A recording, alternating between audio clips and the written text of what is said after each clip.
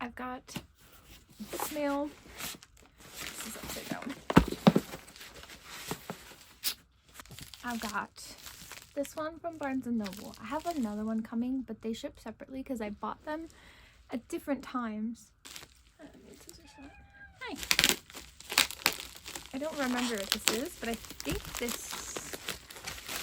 it is. Okay. So from Barnes & Noble, I don't even remember where I heard about this book. So it might have been an Instagram post. And if I can remember who it is, I'll put the user, like whoever recommended this book. But they said it was a Great Gatsby retelling. Great Gatsby was one of the classics that I actually liked when we read it in school. Like, I didn't think it was completely boring. I thought it was kind of interesting. So I'm currently rereading The Great Gatsby because I knew I wanted to read this book. It's a queer retelling of The Great Gatsby, and I'm just so excited. This cover is beautiful. It is absolutely stunning, but looking at this particular cover, it doesn't fit the book. It's too short for the book. But I'm quite excited to read this. It looks not very long. Junie. Hey, babe. Careful. I finally was convinced to get a Book of the Month subscription. I feel like Jack Edwards is a well-known booktuber, but there was, like, at the beginning of the month, he was talking about it, and like quite a few people were talking about it. So, you know, I was like, you know what, I have some extra money to spend this month, and I'm going through a really rough time, so I was like, you know what, books. Very, very exciting. I love book mail. It's my favorite kind of mail. There's just a little here. Also, I really like the premise of them kind of having like new releases or like new books, because it makes it easier for someone who, like me, a lot of the recommendations I get are just from people on the internet, because I find it so hard to pick a book. VR is kind of built upon people that I trust and their opinions of certain books. So there's that. But it's also exciting to find new books for yourself. So my book of the month that I chose was Camp Zero. I think it's like a dystopian. I'll read it. In a near future northern settlement, the fates of a young woman, a professor, and a mysterious collective of climate researchers collide in the mesmerizing and transportive debut novel. In remote northern Canada, a team led by a visionary American architect is breaking ground on a building project called Camp Zero, intended to be the beginning of a new way of life. A clever and determined young woman, codenamed Rose, is offered a chance to join the Blooms, a group hired to entertain the men in camp. Her real mission is to secretly monitor the mercurial architect in charge. In return, she'll receive a home for her climate-displaced Korean immigrant mother and herself. Rose quickly secures the trust of her target, only to discover that everyone has a hidden agenda and nothing is as it seems. Through skillfully braided perspectives, including those of a young professor longing to escape his wealthy family and all-woman military research unit struggling for survival at a climate station, the fate of Camp Zero's inhabitants reaches a stunning crescendo. Atmospheric, fiercely original, and utterly gripping, Camp Zero is an electrifying page-turner and masterful exploration of who and what will survive in a warming world, and how falling in love and building community can be the most daring acts of all. This was the most interesting to me because I feel like most of the books are romances, and I am so particular about my romances, so I decided to go with this kind of dystopian. I'm not a romance person, and maybe that's because I'm aro ace, or maybe, I don't know, maybe it's the autism, who knows, but there's just, I find a lot of romance books cringe, and so it's hard for me to like find good romance books. I'm very excited to give this a try and see how I like it. The other one is a book that I've been trying to get my hands on for the longest time, but it's so expensive as a hardcover. But Book of the Month has discounted hardcovers. This sounds like an ad, but it's not. But you know what? It's time. It's time to give this book a try. Also, I hated this cover, but I finally have purchased Lessons in Chemistry, and I thought this book, and I feel like there were many people who can say this, especially because of this cover. This cover looks like a standard romance. I thought this was a romance, and I was like, I don't really want to read that. This book is not a romance, it's our historical fiction. And I just feel like the marketing for this book is just not great. Pretty sure it's about her kind of struggling in the science world to like make her mark as a woman, and that is just, it just sounds like a book that I would actually enjoy. I'm not much of a historical fiction kind of person, but I feel like I just haven't read the right historical fictions maybe. So we're gonna give this a try, and I'm really excited. This first book I'm gonna talk about is a book I actually got for a video, but I haven't finished the video.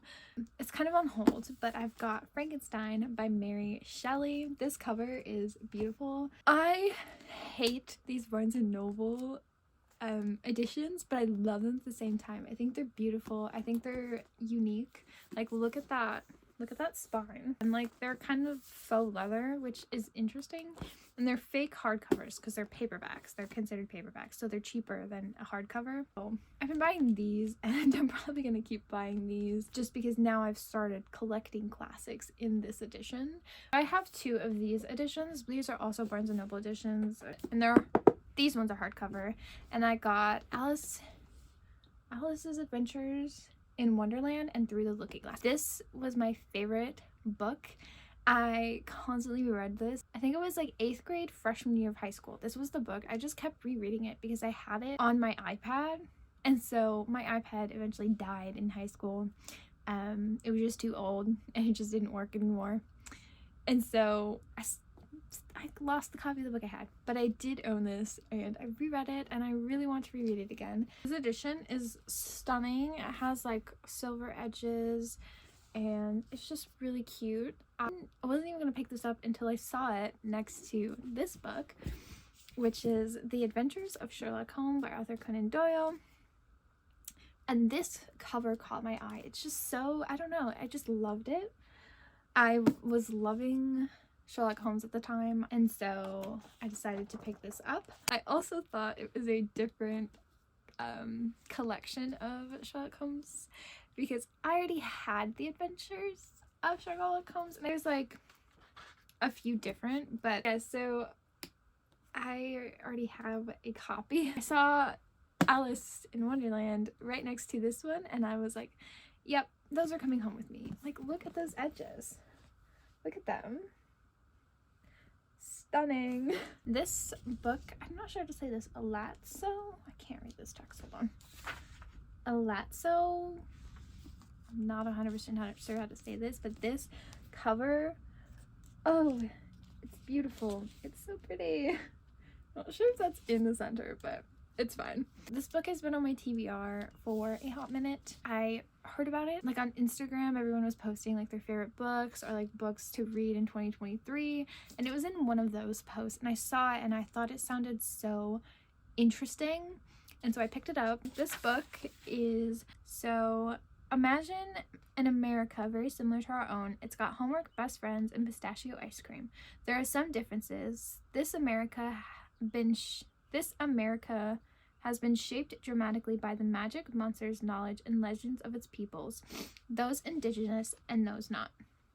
Some of these forces are charmingly everyday, like the ability to make an orb of light appear or travel across the world through rings of fungi, but other forces are less charming and should never see the light of day.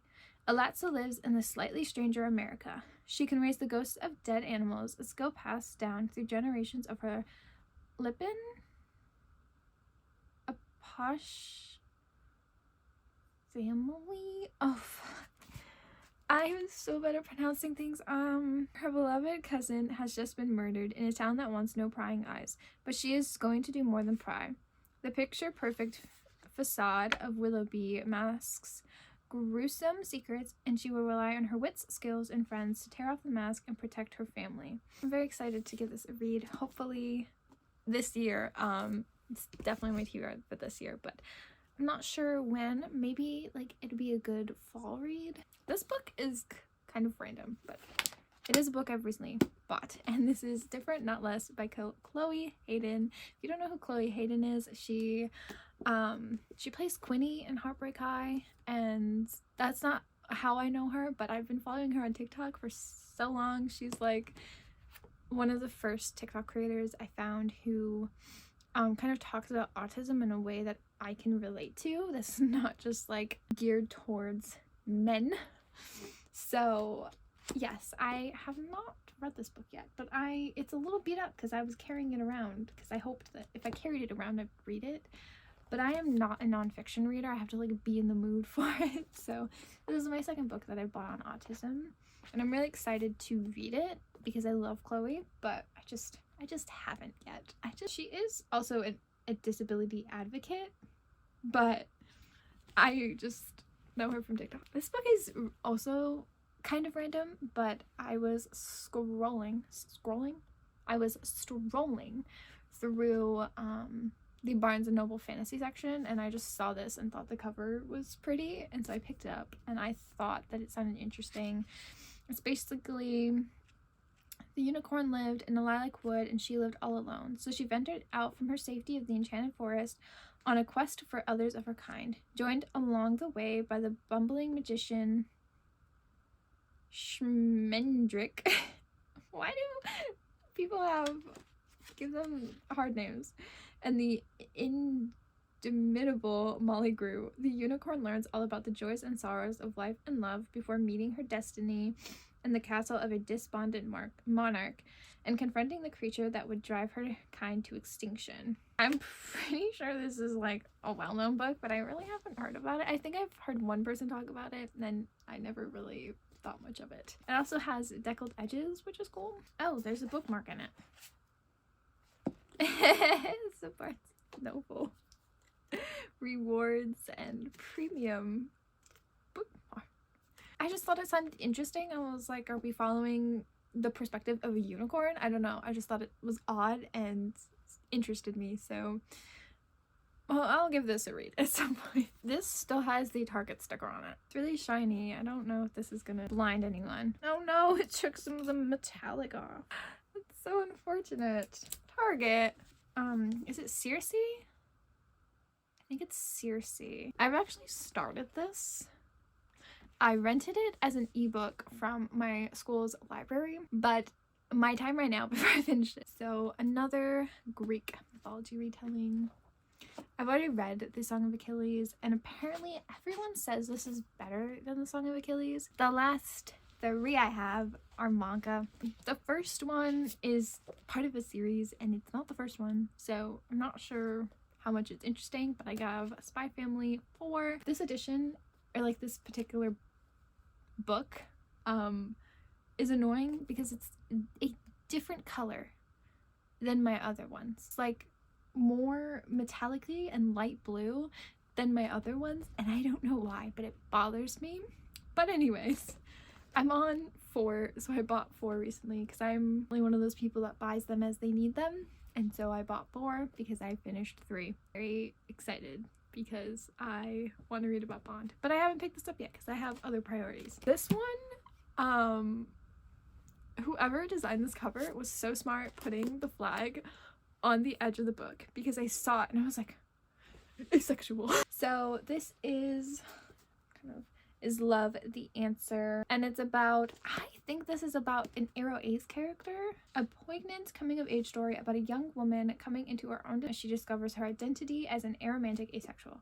But they only put the asexual on the cover, which is why I was like, I think she's aromantic as well. I'm hoping they discuss aromantic asexual as different identities and not just like they're asexual so therefore they're also aromantic, because I find it really annoying. I am both, but I feel like you should have representation for just one or the other, because there's so much asexual, but like most aromantic representation comes from people who are aro ace and not just people who are aromantic. I kind of pick up books that are about aromantic or aro ace because I just don't see them a lot, so every time I see one I'm always like, I need it, I need that. So I bought this. This book I actually didn't buy, but my dad bought this for me. Rascal Does Not Dream of Bunny Girl Senpai. I don't know anything about this book. Something about like one being a high schooler and then she's like famous. And weird. She's like, it doesn't say much on the back cover about what it is. Like, it's very vague. I remember picking this up and my dad's like, read the description and see if you'd like it. And I'm like, Dad, this is the most like vague description ever. I have no idea. And so he explained it to me, but I kind of forgot. My dad recommended this to me. It's one of his favorite animes, and so he bought me the manga to read, which is very sweet of him. Basically what we've been doing is like, he'll recommend me an anime and then I'll buy the manga and read the manga instead. Because that is just who I am. So we're just gonna continue on the manga route, because my favorite way to consume anything is books, and that's okay. I just don't watch TV much, so like any shows or anything, like if it has a book, I'm gonna read it.